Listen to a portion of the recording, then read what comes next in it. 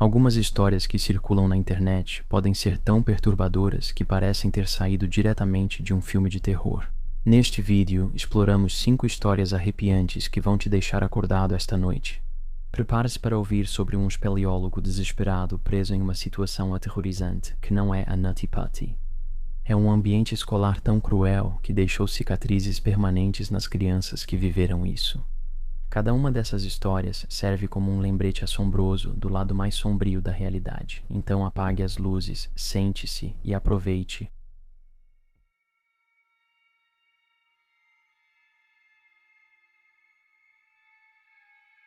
O fantasma da Polaroid. Em 1985, o roteirista e diretor de fotografia John Matowiecki se mudou para uma casa no tranquilo bairro de Mount Washington, em Los Angeles. A casa, construída 6 anos antes de John se mudar, era modesta, porém intrigante. Afastada da rua, com um caminho sinuoso até a porta da frente que, à noite, ganhava um clima assustador. Pouco depois de se mudar, o primeiro colega de quarto de John começou a ouvir ruídos estranhos, passos abafados no telhado e rangidos que pareciam rítmicos.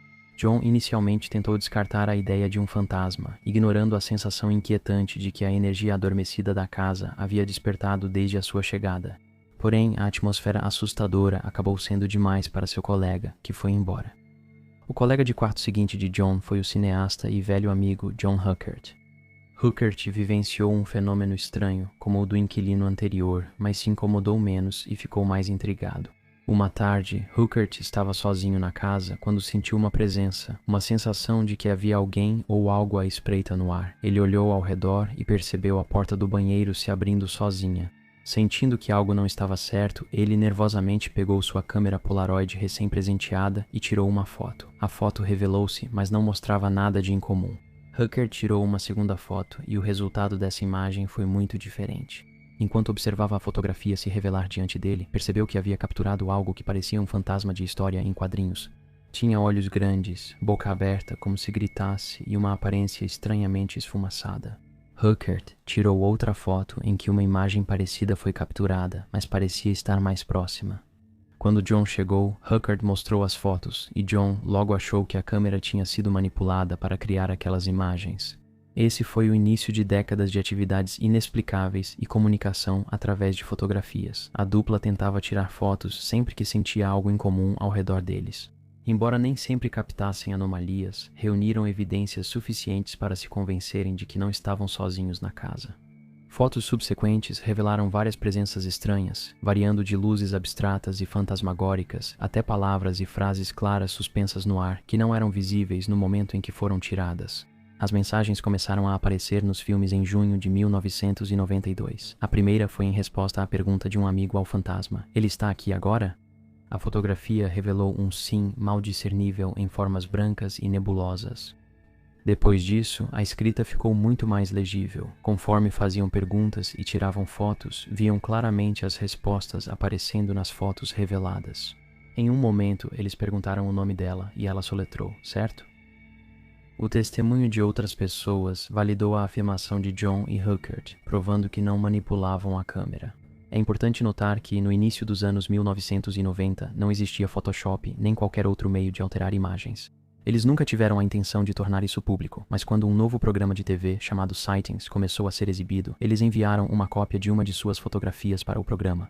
Antes que percebessem, os produtores queriam um programa ao vivo de 1 hora via satélite direto da casa deles, após gravarem o episódio. Por causa dos Sightings, eles receberam ofertas para aparecer em vários outros programas. Os produtores desses programas examinaram cuidadosamente a câmera e até a enviaram para a própria Polaroid para uma análise mais aprofundada.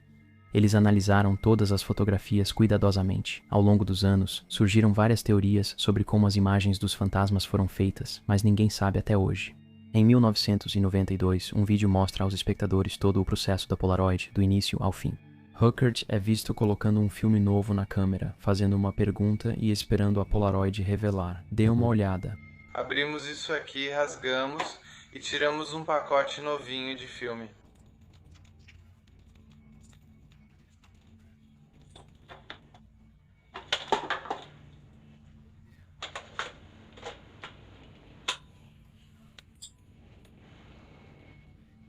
Beleza, o que vocês querem perguntar ou escrever?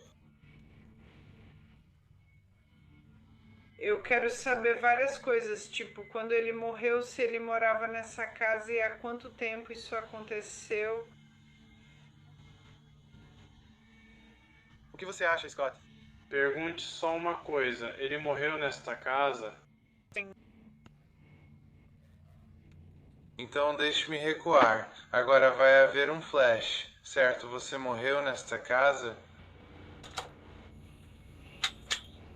E aqui está a fotografia. Ela acabou de sair da câmera. E vamos ver o que acontece. São 3h43 de uma tarde de terça-feira e vamos ver o que acontece. Bem, das últimas 2 vezes isso não funcionou. Talvez, funcione desta vez, certo? Você morreu nesta casa? Isso é tipo foco automático? Não está focando. Pode segurar bem na frente do peito? Sim. Essa é uma boa ideia. Sim, sim, desculpa, entendi. Tem algo saindo. Parece que estamos conseguindo alguma coisa. Eu devia ter posado, né? Você tirou foto da gente.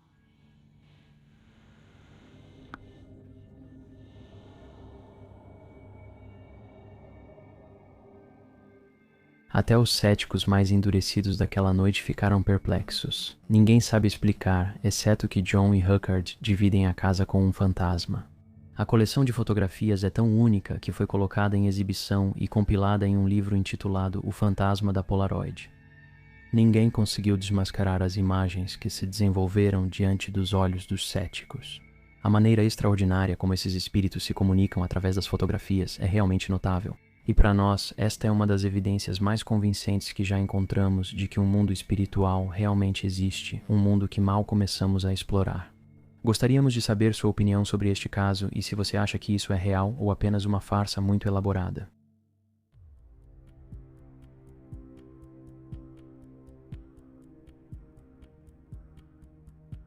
O desastre da caverna de Floyd Collins.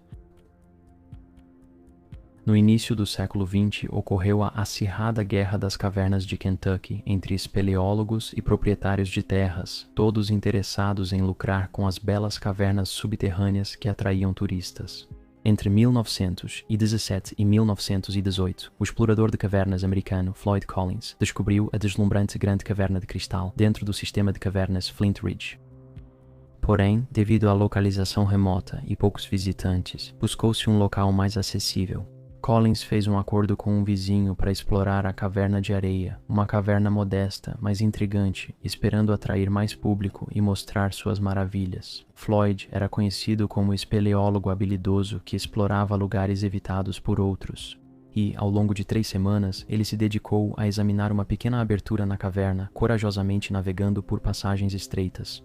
Afirmando existir uma grande câmara na rocha, ele trabalhou incansavelmente para criar uma entrada mais acessível aos turistas. No entanto, em 30 de janeiro de 1925, sua sorte acabou quando sua lamparina a gás enfraqueceu e ele ficou preso em uma passagem estreita na escuridão que se seguiu. Ele acidentalmente derrubou sua lamparina e tropeçou, ficando preso por uma pedra que caiu. Quando ele não voltou naquela noite, amigos e familiares começaram a procurá-lo. O grupo de busca viu que a entrada da caverna de areia desabou e ouviu Floyd pedindo ajuda ao longe. Cavaram por horas e ao meio-dia seguinte, mais de 150 pessoas trabalhavam para libertá-lo. Por fim, fizeram um buraco pequeno onde um garoto pôde rastejar. Mas, a essa altura, Floyd já estava preso há pelo menos 36 horas. Seu irmão mais novo, Homer, conseguiu alcançar Floyd e levou comida e bebida para ele manter suas energias. Em 2 de fevereiro de 1925, os socorristas tentaram puxar Floyd para fora da caverna, usando um arnês e uma corda, mas isso falhou. Sua situação ganhou grande atenção da mídia, atraindo o interesse tanto do público nacional quanto internacional. E seu aprisionamento virou uma das maiores notícias mundiais. Entre o fim da Primeira e o início da Segunda Guerra Mundial, o jornalista Skitz Miller se destacou ao liderar tentativas de resgate durante o incidente, graças ao seu porte físico pequeno. Miller escreveu sobre sua experiência dizendo: "É terrível lá dentro. A água fria e suja nos entorpece assim que entramos. Tememos isso, mas nosso sofrimento não se compara ao de Collins. A paciência e a esperança constante dele durante horas de agonia nos inspiram." Mesmo em condições sombrias, Miller disse que Floyd seguia otimista. "A morte não causa terror em Floyd Collins", escreveu ele, afirmando que não esperava morrer tão cedo. A pedido de Floyd, ele lhe levou leite e uísque. Finalmente, levaram luz elétrica a Floyd para lhe dar luz e calor. Exploradores inexperientes e turistas se reuniram fora da caverna, acendendo fogueiras que derreteram o gelo e formaram poças, inclusive onde Floyd estava deitado. Em 4 de fevereiro, o desastre se repetiu quando partes da caverna desabaram pelo derretimento do gelo. Os líderes do resgate, sob comando de Henrique St. George Tucker Carmichael, julgaram a caverna perigosa demais e optaram por cavar um poço vertical para chegar até Floyd. Eles não podiam usar máquinas para escavar devido ao risco de fumaça sufocante. Uma equipe de 75 voluntários planejou cavar um poço de 17 metros usando picaretas e pás. Eles planejavam cavar 60 cm por hora. Após removerem a primeira tonelada de terra rapidamente, o ritmo caiu ao encontrarem grandes pedras. Um amplificador de rádio conectado à lâmpada de Floyd detectava vibrações de seus movimentos, estalando 20 vezes por minuto, indicando que ele estava vivo. No entanto, em 11 de fevereiro de 1925 testes mostraram que a lâmpada havia se apagado, deixando seu estado incerto. Em 16 de fevereiro, o minerador Ed Brenner alcançou Floyd Collins. Ele havia ficado preso no poço por 17 dias, sendo 12 deles sem comida ou água. Brenner iluminou a escuridão com a lanterna e se esgueirou na caverna. Viu um brilho. Era o dente de ouro de Floyd Collins refletindo a luz, mas ele não se movia. Brenner virou-se de costas para seus colegas de resgate, balançou a cabeça e gritou, morto. O legista declarou que Collins morreu devido a uma combinação de sede e fome juntamente com exposição causada por hipotermia.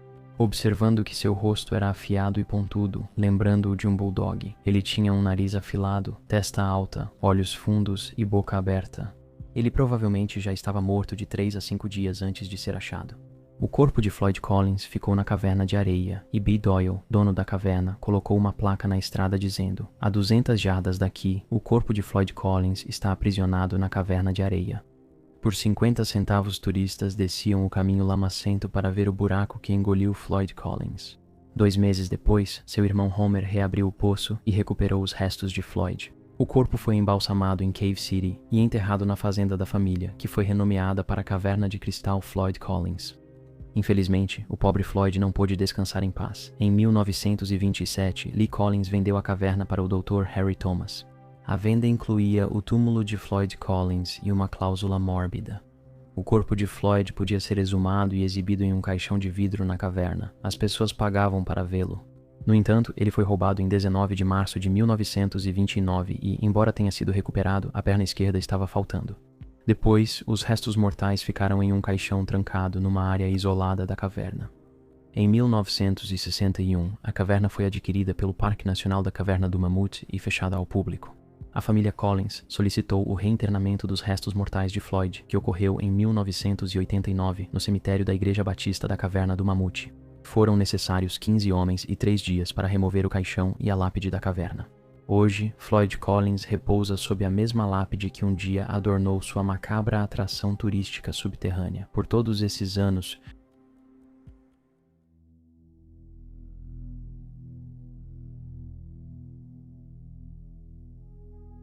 a pior escola do mundo, Escola Elan. A Escola Elan foi fundada na década de 1970 por Joseph Rickey, um ex-dependente de heroína que havia trabalhado com jovens em centros de tratamento de drogas. Localizada em um campus de 33 acres em Poland, Maine, a instituição era um programa abusivo de modificação de comportamento e um internato terapêutico para adolescentes problemáticos.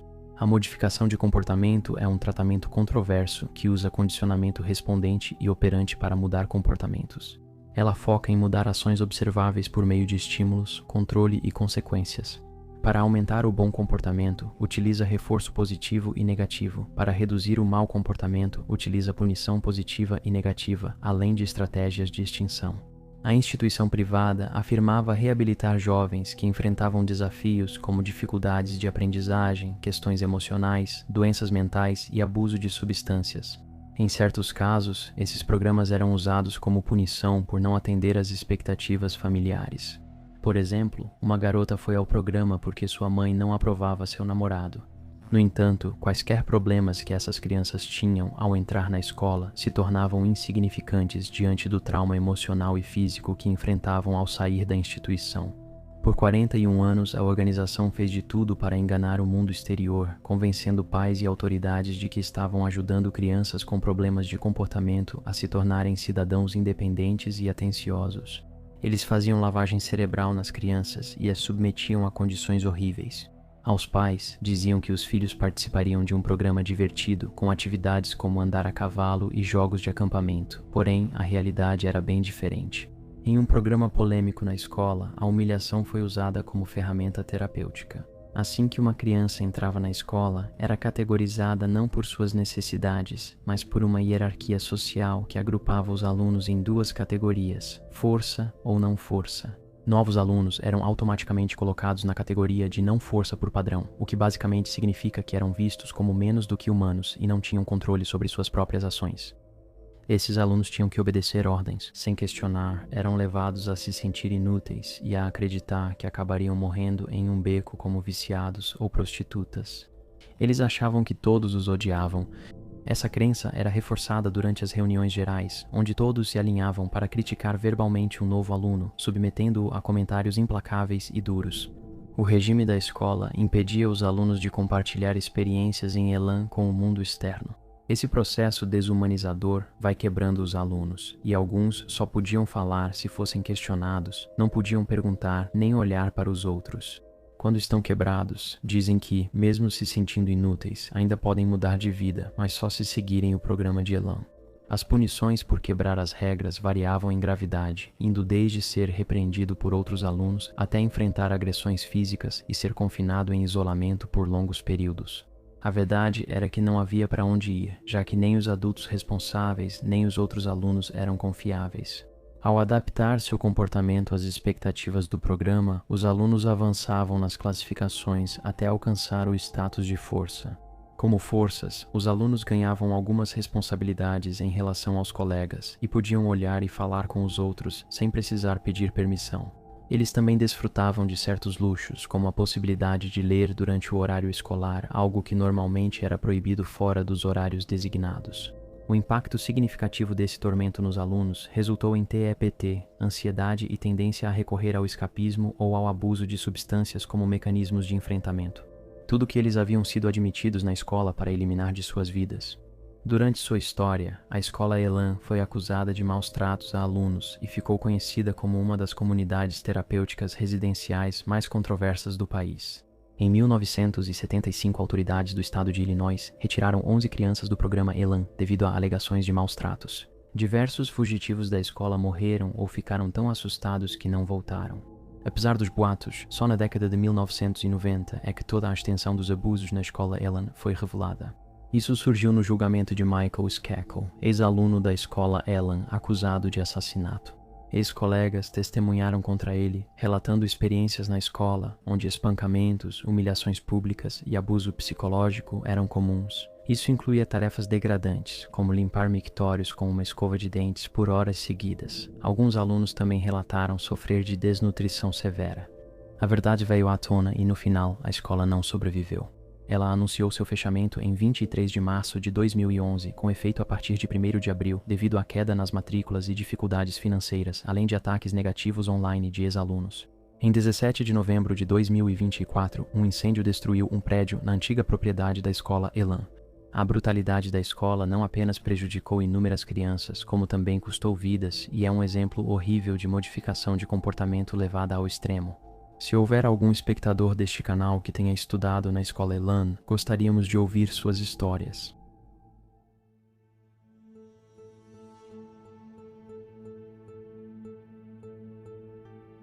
Haj Mohamed Mesfoui. No início dos anos 1900, Mohamed Mesfoui trabalhava como sapateiro e comerciante em Marrakech, Marrocos, junto com sua assistente, uma jovem de 17 anos chamada Ana. Ele parecia prestativo e amigável, mas usava a loja para atrair mulheres, e com Ana, drogava e matava ao menos 36 delas. Após incapacitá-las, ele decapitava as vítimas com uma adaga. Muitas delas foram achadas mutiladas em uma cova sob sua loja.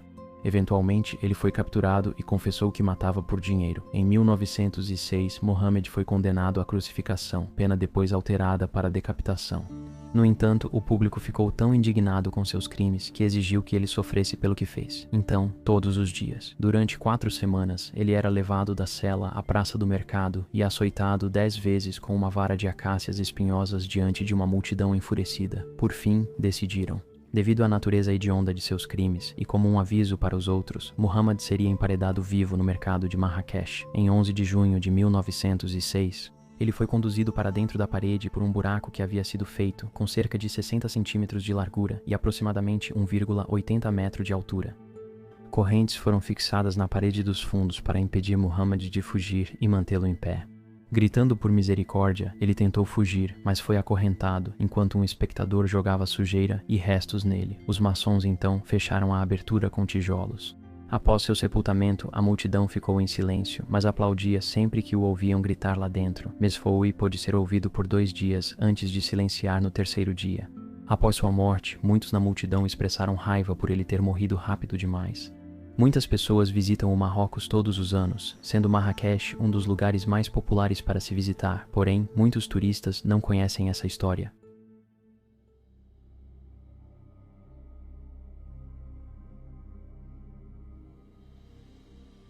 Um desastre radioativo.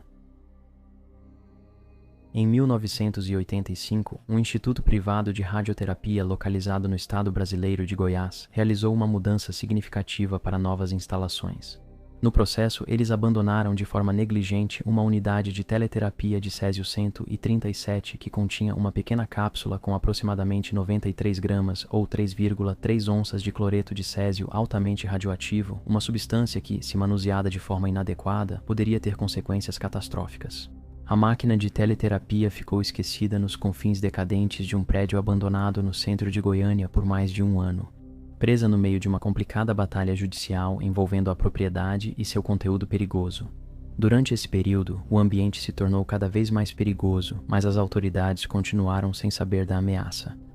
Eventualmente, em 1986, um tribunal nomeou um segurança para monitorar o local até que a disputa fosse resolvida. Em 13 de setembro de 1987, uma reviravolta infeliz aconteceu quando o segurança deixou seu posto temporariamente. Durante essa ausência, 2 homens, Roberto dos Santos Alves e Wagner Mota Pierra, invadiram ilegalmente a estrutura em ruínas. Atraídos pela esperança de achar algo valioso, encontraram a unidade de teleterapia e, achando que era sucata preciosa, retiraram-na à força da fonte e a levaram para casa em um carrinho de mão enferrujado. Assim que chegaram à segurança da casa de Alves, os homens ansiosamente desmontaram o equipamento, sem saber do grave risco a que se expunham. No dia seguinte, Pierre começou a apresentar sintomas alarmantes.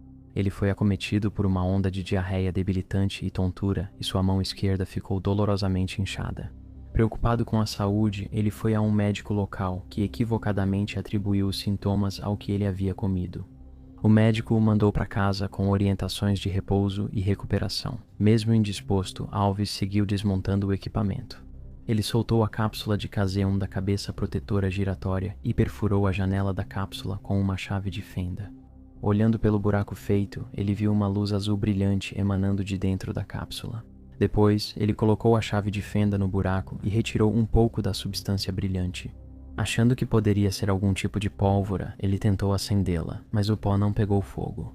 Alguns dias depois, em 18 de setembro, Alves vendeu os itens para um dono de ferro velho local chamado Dever Alves Ferreira, que também notou o brilho azul vindo da cápsula perfurada. Achando a substância valiosa ou sobrenatural, Dever levou-a para casa e nos 3 dias seguintes chamou amigos e familiares para ver o material brilhante e incomum. No dia 21 de setembro, um amigo de Dever conseguiu extrair vários grãos do tamanho de arroz da substância brilhante da cápsula, usando uma chave de fenda. Dever então compartilhou esses grãos brilhantes com vários amigos e familiares. Em 25 de setembro de 1987, ele vendeu o dispositivo para um segundo ferro velho. No dia antes da venda, seu irmão Ivo levou parte da substância brilhante para casa e a espalhou no chão de concreto. Depois, sua filha de 6 anos, Lídia, comeu um sanduíche sentada no chão. Ela ficou fascinada pelo brilho azul do pó, aplicando-o no corpo e mostrando para a mãe. Poeira do pó caiu no sanduíche que ela estava comendo e, sem o conhecimento dos pais na época, ela absorveu uma dose fatal de radiação. A esposa de Dever foi a primeira a notar que várias pessoas próximas adoeceram gravemente de repente. Em 28 de setembro de 1987, 15 dias antes do item ser roubado do instituto, ela recuperou os materiais do segundo ferro velho e os levou em um saco plástico lacrado para um hospital. Após os exames, foi detectada a presença de radioatividade, o que levou a uma ação imediata. A notícia do incidente de radiação foi divulgada em toda a mídia local, nacional e internacional. Em poucos dias, quase 130 mil pessoas lotaram os hospitais locais, preocupadas com a possibilidade de terem sido expostas. Dessas, 250 foram confirmadas como contaminadas. No final, 20 pessoas apresentaram sinais de doença por radiação e precisaram de tratamento. Infelizmente, quem teve contato direto com a substância radioativa não teve a mesma sorte. O primeiro a falecer foi Admilson Alves de Souza, de 18 anos, que era funcionário da Diveres e havia trabalhado com a fonte radioativa. Ele sofreu danos pulmonares, hemorragia interna e problemas cardíacos, falecendo em 18 de outubro de 1987 devido a essas condições. Alguns dias depois, em 23 de outubro, a pequena Lídia faleceu após sofrer uma terrível piora. A parte superior do corpo dela inchou, ela perdeu cabelo, teve danos nos rins, pulmões e hemorragia interna. Ela morreu de septicemia e infecção generalizada no Hospital Naval Marcelo Dias, no Rio de Janeiro. Lidi foi enterrada em um cemitério comum, em caixão especial de fibra de vidro com chumbo para evitar a propagação da radiação. Apesar dessas precauções, no dia do enterro, mais de 2.000 pessoas se reuniram no cemitério para protestar, temendo que seu corpo envenenasse a terra ao redor. Eles tentaram bloquear a estrada do cemitério com pedras e tijolos para impedir seu enterro. Ainda assim, ela foi sepultada, mais longe de uma despedida pacífica. Gabriela Maria Ferreira, de 37 anos e esposa de Devere, e a pessoa que alertou as autoridades sobre a doença, também morreu em 23 de outubro. Ela apresentou queda de cabelo e hemorragia interna, especialmente nos membros, olhos e trato digestivo, e morreu de septicemia e infecção generalizada, assim como sua sobrinha. Isael Baptista dos Santos, de 22 anos, também funcionário de Devere, desenvolveu graves complicações respiratórias e linfáticas e morreu em 27 de outubro. O próprio Devere sobreviveu milagrosamente, apesar de ter recebido 7G de radiação, mas sua vida foi arruinada pelo incidente. E em 1994, ele morreu de cirrose, agravada pela depressão e pelo consumo excessivo de álcool. Seu irmão, Ivo, morreu de enfisema em 2003, também sendo acometido pela depressão. Centenas de pessoas também foram afetadas após exposição a baixos níveis de radiação. Devido às mortes, os 3 médicos donos do Instituto de Radioterapia foram acusados de negligência criminal. Medidas foram tomadas para evitar que isso se repetisse. O incidente é um acidente trágico e pouco conhecido com radiação, raramente comentado. Então, essas foram 5 histórias perturbadoras, histórias reais que encontramos na internet. Obrigado por assistir, fiquem seguros e nos vemos na próxima vez.